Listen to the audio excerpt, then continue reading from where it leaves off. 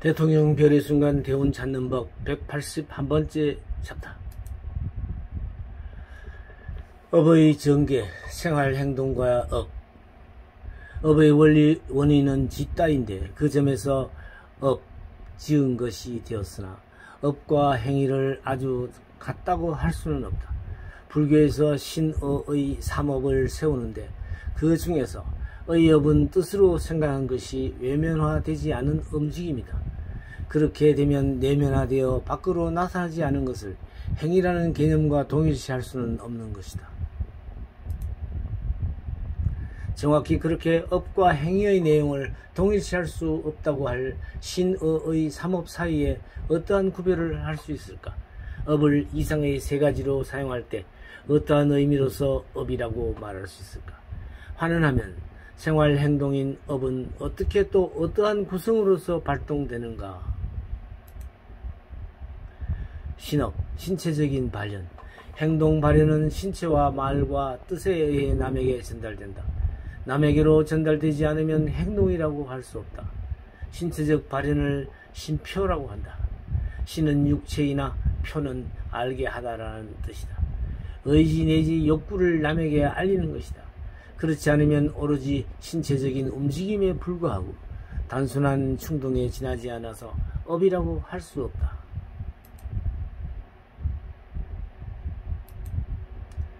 신업에는 다시 다른 특색이 있다. 그것은 행동을 일으킨 이후에 눈에는 보이지 않으면서 마음속에 보존되어 있는 경우이다. 이것은 불가시적인 존재로 남에게 표출될 수 없는 것이다. 행동을 취한 후에까지 남아있는 뒷맛 같은 것이다. 불가시적인 존재이지만 어떤 존재 양식을 가진 하나의 형상이라고 말할 수 있다. 이것은 남에게 표시하기가 불가능하기 때문에 표시 없는 것, 즉 무표색이라고 부른다. 이것도 하나의 업으로 보기 때문에 무표업이라고 한다. 이처럼 의지의 신체 발현은 의지를 알게 하는 것임과 동시에 후에 심중에 머무는 어떤 형상을 남기기도 한다. 업은 언어적인 발현은 의지는 또한 언어를 통하여 의지를 남에게 알린다. 때문에 신표업과 마찬가지로 이 어표업이라고 한다. 의에는 표업의 작용이 있음과 동시에 신체적 행동과 똑같이 후에 남는 불가시적인 존재가 있다. 무표의 작용이 있다. 그런데 여기에서 언어라고 부르고 있는 것은 물론 인간의 언어인데 원어인 페이크에서는 인간의 언어와 동물의 언어라는 두 가지 의미가 있다. 이 경우 언어는 넓은 의미로서 쓰이고 있지만 심리학적인 관점에서 본다면 동물에게도 언어 기능이 있다는 것이다.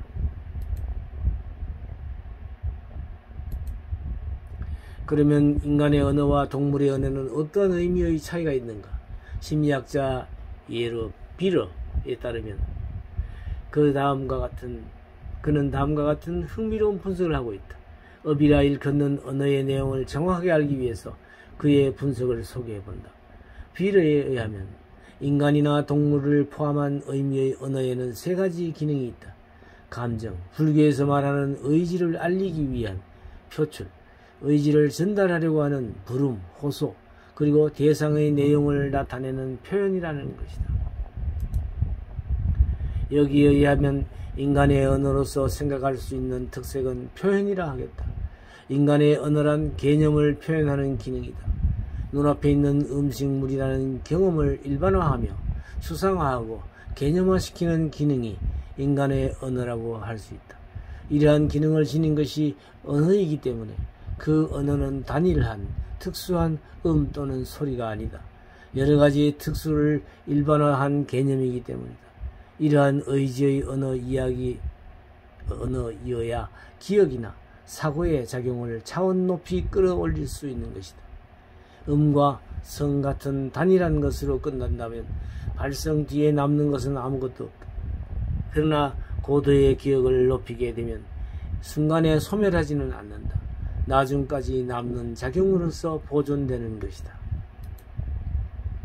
그러므로 인간의 언어에는 상대에게 알리는 표현만이 아니라 불가시적이지만 나중까지도 보존되는 기능이 있다. 그 기능을 무표라 한다. 그리하여 업에도 신업과 마찬가지로 표업과 무표업이 있다고 불교는 설한다. 이것은 합리적인 분석이라고 하지 않을 수 없다. 그냥 말 한마디로 끝나버린다면 홀로 능히 이식을 낼 까닭도 없다. 언어는 동물처럼 공포, 고통, 놀라움, 공격 등으로 분류되는 충동적인 것은 아니다. 이러한 충동에 의해 커뮤니케이션은 가능할지라도 언어라고는 알 수 없다.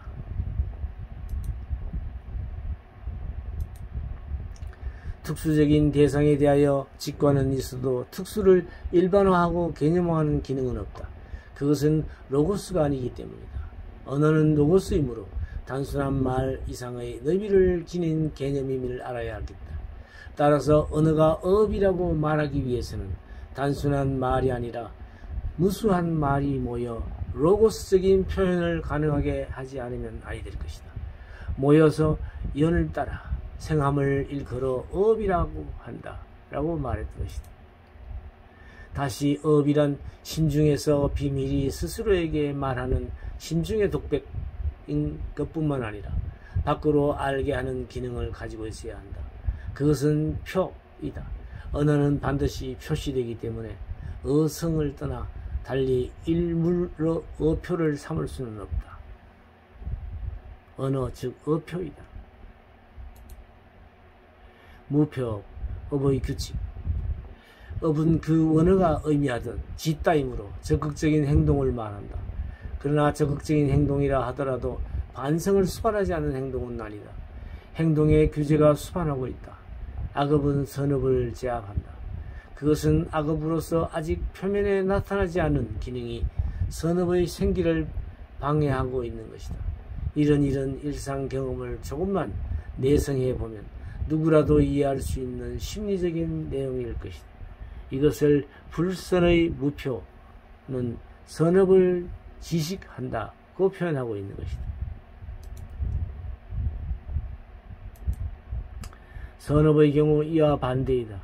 선심이 일어나 악심을 제압하여 일어나지 못하게 한다. 선업의 무표라는 작용이다. 악심은 선심의 제압당해 표면에 나올 수 없다. 그렇기 때문에 선업이 지어지는 것이다. 선의 무표는 악업을 지식한다고 말한다. 신체적인 행동도 언어에 의한 행동도 모두 그 행동의 이면에 행동을 가능하게 하는 다른 기능을 지니고 있다. 불교의 수로에 의하면 무표업이란 방선, 악업이 생기게 할 때, 방악업이 생기게 할 때, 방악의 기능이라고 말하고 있다. 무표업이라는 기능은 일상 경험에서 항상 인간의 심중에 나타난다. 가령 악업을 지은 후에 후회하는 생각이 일어날 때 그것은 일시 제압당해버린 선심이 무표히 각성되고 거기에 악심이 괴로워하는 것이다. 역으로 선업을 지은 후에 마음이 안온을 느끼는 것은 악심을 제압해버렸다는 만족감일 것이다. 이렇게 보면 무표업이라는 잠재력이 있는 기능은 인간의 행동에 후회와 안온을 가져다주고 있다. 후회와 안온의 정은 인간의 생존에서 생긴다. 따라서 그 정을 생기게 하는 기능도 또한 인간의 생존 가운데 있다. 사후가 아니다. 따라서 무표업의 기능은 현재에 국한되어 있으며 사후까지 지속되지는 않는다. 누누이 그것이 사후에까지 지속되어 생존을 규제하는 것 같이 생각되고 있거니와 윤회 전생을 가능하게 하는 일종의 작용처럼 알고 있는 것은 오해라고 분명히 밝히는 바이다.